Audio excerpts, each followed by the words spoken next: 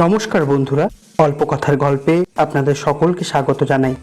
বিংশ শতাব্দীর শুরুর দিক থেকেই স্বাধীনতার সংগ্রাম শুধু যুব সমাজের মধ্যে আটকে থাকলো না, দাবানলের মতো সংগ্রামের আগুন ছড়িয়ে গেল ঘর থেকে ঘরে।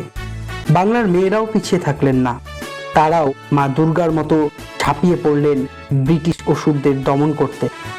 স্বাধীনতার জন্য প্রাণ দিতে প্রস্তুত এই সব দেবীদের নিয়েই আমাদের এই ভিডিও।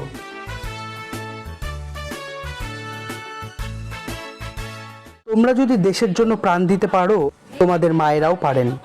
দুকড়িবালা দেবীর বলা এই কথা সেই সময় হাজার হাজার মানুষের মনে বিপ্লবের বীজ বপন করেছিল। বীরভূম জেলার এই দুকড়িবালা দেবী হলেন পরাধীন ভারতের প্রথম অস্ত্র আইনে দণ্ডিত মহিলা। তিনি স্বাধীনতা সংগ্রামীদের কাছে মাসিমা নামে পরিচিত ছিলেন। বিপ্লবী বিপিন বিহারী গাঙ্গুলির কাছে তিনি বিপ্লবের দীক্ষা নেন। এরপর থেকেই শুরু হয় তার অদম্য স্বাধীনতার জন্য সংগ্রাম। নানান বিপ্লবী কাজকর্মের সাথে সাথে পিস্তল চালাতে শেখেন। তিনি নিজের বাড়িতে বিপ্লবীদের অস্ত্র লুকিয়ে রাখতেন। কিছুদিন পর গোপন সূত্রে খবর পেয়ে রাতের অন্ধকারে পুলিশ তার বাড়িতে হানা দেয়, কিন্তু ততক্ষণে তিনি সব সরিয়ে দিয়েছেন। নিজের মধ্যে ভয়ের লেশ মাত্র না রেখে তিনি হাতে তুলে নেন পিস্তল। প্রয়োজনের জন্য কোমরে গুজে নেন আরও 2টি মাউজার পিস্তল। যদিও জনৈক প্রতিবেশীর বিশ্বাসঘাতকতার জন্য তিনি ধরা পড়েন। বিচারে তার কারাদণ্ড হয়। সেই সঙ্গে চলে অকথ্য অত্যাচার, আঙুলের নখ তুলে নেওয়া থেকে শুরু করে নানান শারীরিক ও মানসিক অত্যাচার। এত কিছুর পরেও তার মুখ থেকে একটি কথাও বের করতে পারেনি ব্রিটিশ পুলিশ।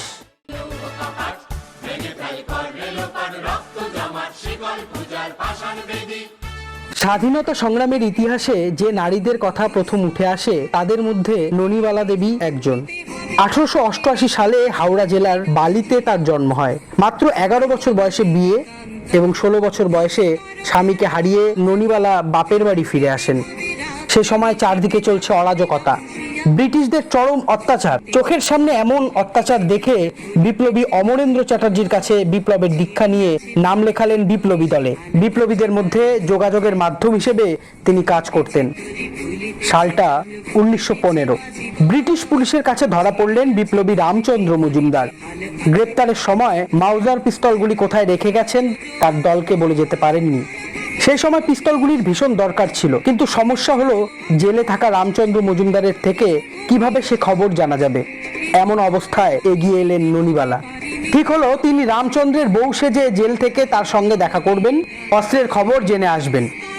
সেই যুগে একজন বিধবা মহিলার শাখা সিঁদুর পরে এমন দুঃসাহসিক কাজ করা মোটেও সহজ ছিল না, কিন্তু তিনি দেশের স্বার্থে পালন করলেন নিজের দায়িত্ব। অনেক পরে অবশ্য পুলিশ সব জানতে পারে। চারদিকে খোঁজ পড়ে ননিবালা দেবীর। তিনি বহুদিন পুলিশের চোখে ধুলি দিয়ে থাকলেও গ্রেপ্তার হলেন। অসুস্থ ননিবালা দেবী তাকে পেশোয়া থেকে স্ট্রেচারে করে নিয়ে আসা হলো জেলে। তার উপর চলতো অমানসিক অত্যাচার, তবু তিনি কখনোই বিপ্লবীদের ঠিকানা বলে দেননি পুলিশকে।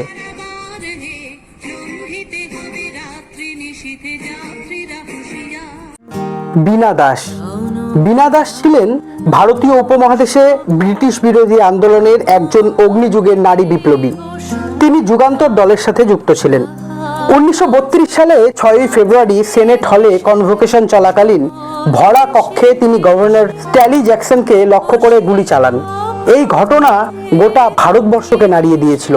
পরে তিনি গ্রেপ্তার হন এবং বিচারে তার 9 বছর সাজা হয়। জেলে থেকেই তিনি বই ও লেখার মাধ্যমে সবাইকে উজ্জীবিত করেন। তিনি আরেক নারী বিপ্লবী কল্যাণী দাসের বোন। বীণা এবং কল্যাণী ছিলেন ব্রিটিশদের ত্রাস।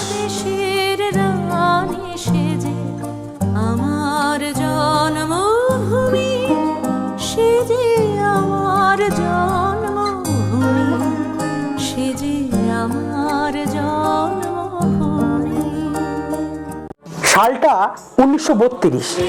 ইউরোপিয়ান ক্লাবের বাইরে লেখা ছিল ভারতীয় ও কুকুরদের প্রবেশ নিষিদ্ধ।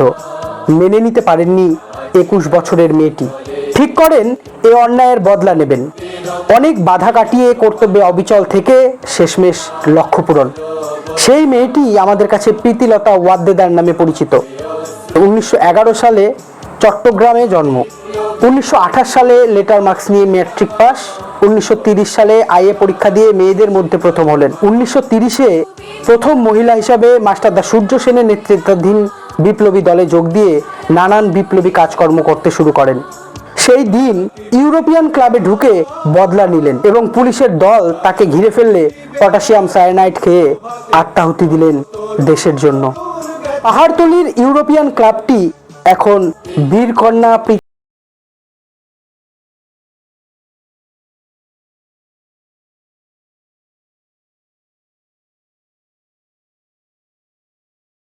সেপ্টেম্বর 1942 তমলুক থানায় সশস্ত্র ব্রিটিশ পুলিশের দল হুঙ্কার ছেড়ে বলছিল, পিছিয়ে যাও নয়তো গুলি করব। অন্যদিকে মিছিলের সামনে থাকা শত্রুদ্ধ মাতঙ্গিনী হাজরা গর্জে উঠে বলেছিলেন, পিছাবুনি, ইংরেজ তুমি ভারত ছাড়ো। এক হাতে তেরাঙ্গা, অন্য হাতে শঙ্খ। হঠাৎ একটা গুলি এসে লাগলো তার হাতে। তার পা টললেও তিনি রইলেন অবিচল। হাতে থাকা পতাকাটি ধরে রইলেন শক্ত করে। তক্ষুনি আর একটা গুলি এসে লাগলো ঠিক তার কপালে। বন্দে মাতরম ধ্বনিতে মাটিতে লুটিয়ে পড়লেন ভারত মায়ের বীরাঙ্গনা মেয়ে মাতঙ্গিনী।